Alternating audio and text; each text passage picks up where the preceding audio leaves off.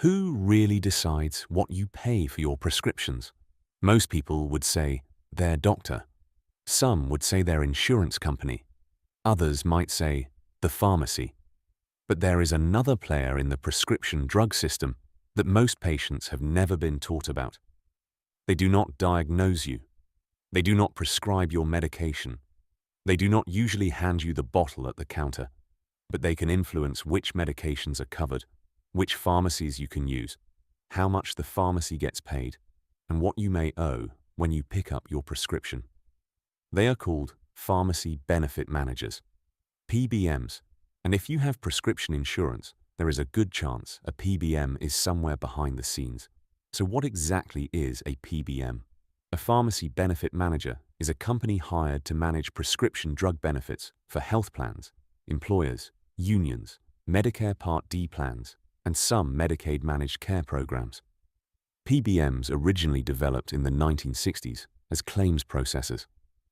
Their job was simple: help process prescription claims electronically. But over time, their role grew. Today, PBMs are not just processing claims. They help build formularies. A formulary is the list of medications your insurance plan covers. They help decide which drugs are preferred, which drugs require prior authorization, which drugs require step therapy, which pharmacies are considered in-network, how much a pharmacy is reimbursed, and how prescription benefits are structured. That means PBMs sit in the middle of a very complicated system. On one side, you have drug manufacturers. On another side, you have insurance companies and employers. Then you have pharmacies, then prescribers, then patients. And in the middle of all of that is the PBM. Now, here is where it gets important. PBMs do not usually work directly for the patient. They are hired by health plans, employers, unions, and government-related plans to manage prescription benefits. So when you ask, why is my medication covered this way? Or, why do I need a prior authorization? Or, why is this medication preferred over that one? The answer may involve the benefit design created between your plan and its PBM. Not always, but often enough that patients need to understand the role. Now let's talk about what PBMs actually do. They negotiate with drug manufacturers. They may negotiate rebates or discounts in exchange for giving a medication-preferred placement on a formulary. They manage pharmacy networks. That means they help determine which pharmacies are in-network for your plan. They process prescription claims. That is the real-time system that tells the pharmacy whether your medication is covered and what your copay is. They set rules around coverage. That can include prior authorizations, step therapy, quantity limits, or specialty pharmacy requirements. They also determine how pharmacies get reimbursed under their contracts. And that reimbursement matters, because if a pharmacy is repeatedly reimbursed below what it costs to acquire or dispense medications, that pharmacy may struggle to stay open. That is one reason PBMs are such a major conversation in community pharmacy. Now let's be clear, PBMs are not automatically bad. Supporters argue PBMs help negotiate lower costs, manage prescription benefits, encourage lower-cost alternatives, and control spending for employers and insurers. That is the argument in favor of PBMs. But critics argue the system has become too concentrated, too complex, and too difficult to understand. Critics raise concerns about transparency, pharmacy reimbursement, rebate incentives, conflicts of interest, patient access, and whether the savings PBMs negotiate always reach the patient at the counter. That is where the debate begins. One of the most controversial PBM practices is called spread pricing.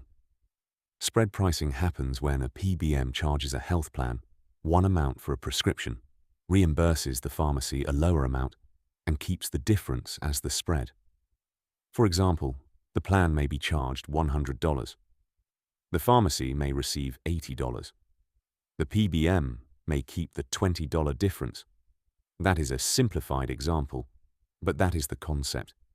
This is one reason lawmakers have focused on PBM transparency, because if the plan, the pharmacy, and the patient cannot clearly see where the money goes, it becomes hard to know who is benefiting from the system. Another major issue is rebates. A rebate is money a drug manufacturer may pay after the sale, often connected to formulary placement or preferred coverage. Here is the concern. If a drug with a higher list price offers a larger rebate, critics argue that the system may sometimes reward higher list prices instead of lower-cost drugs.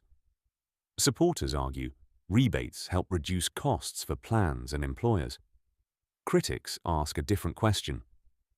If rebates are lowering costs, why do so many patients still feel crushed at the counter?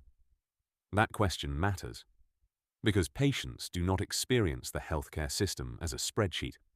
They experience it when they stand at the pharmacy counter and hear, "Your medication is not covered. Your copay is higher than expected. This needs prior authorization. Your insurance prefers a different medication." Or, "You have to use a different pharmacy." That moment is where the system becomes personal. Now let's talk about the big three. The three largest PBMs in the United States are CVS Caremark, Express Scripts, and Optum Rx. These PBMs are connected to larger healthcare corporations. CVS Caremark is part of CVS Health. Express Scripts is part of Cigna's Evernorth. Optum Rx is part of United Health Group. This matters because these companies are vertically integrated. That means parts of the same corporate family may include a PBM, an insurance company, a pharmacy, a specialty pharmacy, or other healthcare services. Supporters may argue vertical integration creates efficiency. Critics argue it creates conflicts of interest. For example, if a PBM helps decide which pharmacies are in network, and that PBM is connected to its own pharmacy business, what safeguards should exist to protect fair competition? If a PBM helps set reimbursement, and independent pharmacies say those rates are unsustainable, who verifies whether the system is fair? If a PBM negotiates rebates, who can see whether those savings reach patients, employers, or health plans? These are not small questions. These are structural questions, and they are exactly why PBMs are being discussed by lawmakers, regulators, pharmacists, employers, patient advocates, and healthcare economists. The Federal Trade Commission has also been investigating PBMs. In 2024, the FTC issued an interim report describing concerns about concentration, vertical integration, rebate practices, and the influence of large PBMs in the prescription drug system.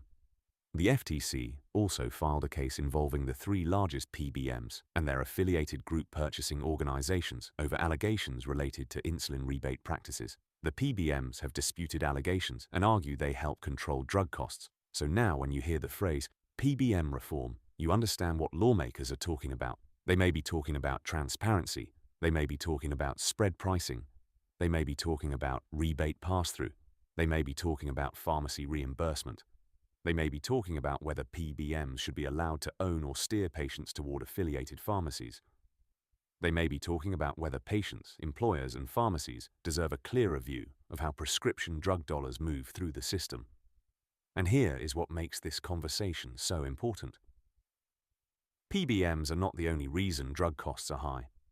Drug manufacturers set list prices. Insurance plans design benefits. Employers choose plan structures. Wholesalers, pharmacies, government programs, and regulators all play roles. This is not a one-villain story. Healthcare is rarely that simple, but PBMs are one of the most powerful and least understood parts of the prescription drug system. And that is the problem. Because how can patients participate in a system they do not understand? How can pharmacy professionals advocate effectively if the public does not know who controls what? How can we talk about drug pricing without explaining the middle layer that sits between the manufacturer, the insurer, the pharmacy, and the patient? So here is the real Red Pill RX question. If PBMs influence coverage, if they influence pharmacy networks, if they influence reimbursement, if they influence prior authorizations, if they influence formulary placement, and if they influence what happens at the pharmacy counter, why are so many patients hearing about them for the first time. Maybe the first step is not choosing a side. Maybe the first step is understanding the system. Because once you understand the system, you can ask better questions. Questions like, who benefits from the current structure? Where do the savings go? Are patients seeing those savings? Are pharmacies being reimbursed fairly? Are formularies designed around clinical value, financial incentives, or both? Does vertical integration create efficiency or conflict? And if reform is coming, will it actually change what happens at the pharmacy counter? I am not here to tell you what to think. I am here to make sure you know what questions to ask. Because prescription drug pricing is not just about medicine. It is about access. It is about transparency. It is about power. And ultimately, it is about the patient standing at the counter, wondering why the medication they need costs what it costs. This is Red Pill RX. Question boldly. Think critically. Decide wisely. Until next time, take care.